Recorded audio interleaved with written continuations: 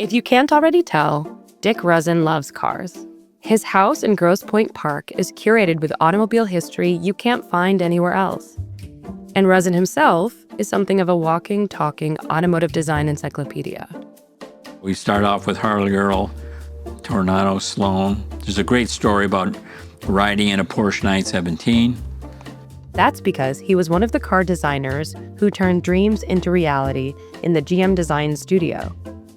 Like many auto stories, it all started here, Woodward Avenue. It was unbelievable to see Woodward in the 50s and early 60s. Young people were working and they could afford to get a new car. And they not only had them, they did things to them. I mean, there was drag racing going on like you wouldn't believe.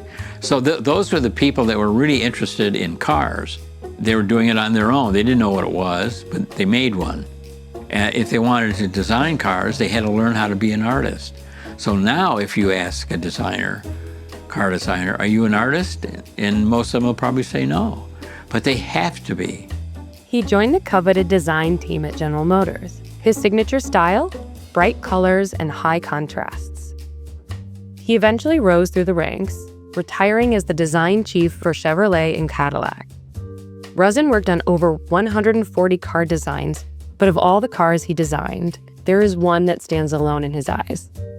This is a 1979 Bitter CD.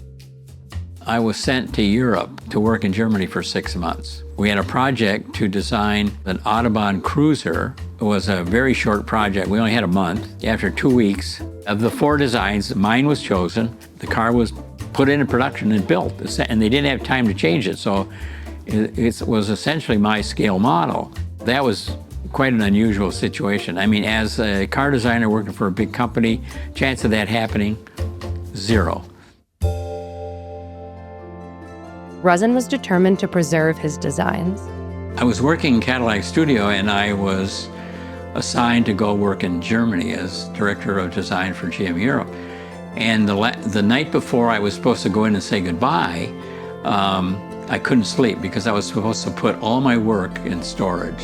So I went in the next morning, my boss showed up, and I said, Dave, I'm really worried that I'm gonna lose everything. You know, I'm never gonna see it again.